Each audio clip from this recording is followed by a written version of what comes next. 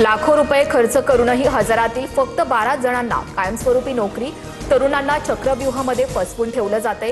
प्रयागराजमध्ये छात्रों की गुंज या कार्यक्रमातून राहुल गांधींचा सरकारवर निशाणा। पवारांच्या राष्ट्रवादीचे खासदार पंतप्रधान मोदींची भेट घेणार।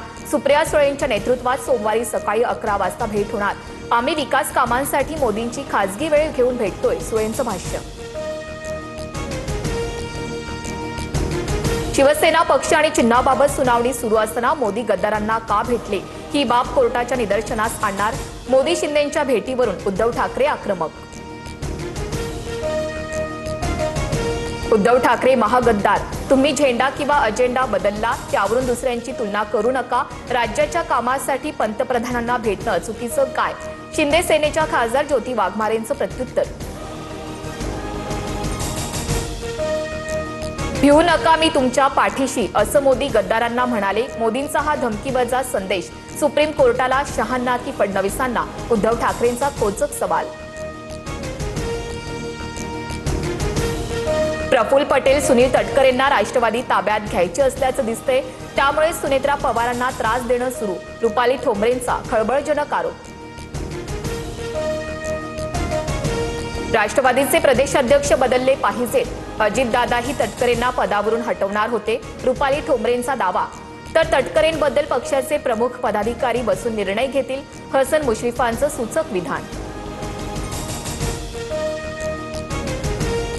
रॅलीवर हल्ला करून माझ्या अटकेचा डाव, मुख्यमंत्री फडणवीसांनी सर्व डाव खेळले, आता माझी वेळ, मनोज जरांगे आक्रमक। तर जरांगेंच्या सुरक्षेची हमी सरकारची, भेटून गैरसमज दूर करू, भाजप नेते प्रसाद लाड यांचं आश्वासन। कुणावर अन्याय करण्याचा माझा स्वभाव नाही, मी ओबीसी एवढाच मराठ्यांच्याही जवळचा, मंत्री चंद्रशेखर बावनकुळेंचं स्पष्टीकरण। मराठ्यांच्या नोंदी रद्द करण्याचा बावनकुळेंनी पत्र दिल्याचा जरांगेंनी आरोप केला होता।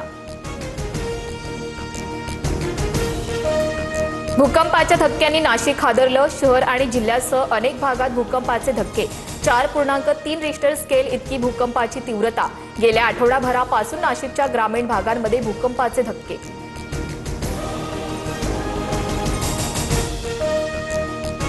डोंबिवली डॉक्टर मारहाण प्रकरणातील शिंदेंचा नगरसेवक रमेश म्हात्रेची सुटका। 20 दिवसानंतर रमेश म्हात्रे तुरुंगाबाहेर, न्यायालय जो निर्णय देईल तो मान्य असेल, रमेश म्हात्रेची प्रतिक्रिया। यूपीआय वापरासाठी कोणतंही शुल्क नसणार, सर्वसामान्य युजर्ससाठी यूपीआयद्वारे होणारे ग्राहक ते ग्राहक आणि इतर सर्व व्यवहार पूर्णपणे मोफतच राहणार, वित्त मंत्रालयाचं स्पष्टीकरण। एफडीए चायनीजकडे मोर्चा वळवण्याची शक्यता, चायनीज फूडकडे लक्ष द्या अशी लोकांची मागणी। तुकाराम मुंढेंच्या वक्तव्यानं पुढील कारवाई, चायनीज खाद्यपदार्थ विक्री करणाऱ्या ठिकाणांकडे असल्याची चर्चा। नंदुरबारमध्ये 56 मुलांचं लैंगिक शोषण, आरोपीकडून 649 व्हिडिओ आणि 1000हून अधिक फोटो हस्तगत। आरोपी चेतन कोळीला 12 ऑगस्टपर्यंत पोलीस कोठडी, ब्लॅकमेल करून अत्याचार केल्याचा आरोप। कर्ज काढून घेतलेल्या मोबाईलचा ईएमआय 60 दिवसात भरला नाही तर तुमचा मोबाईल लॉक होणार। थकीत रक्कम भरल्यानंतर शक्य तितक्या लवकर डिव्हाइस अनलॉक करावं लागेल। 1 जानेवारी 2027 रोजी हा नियम लागू होणार।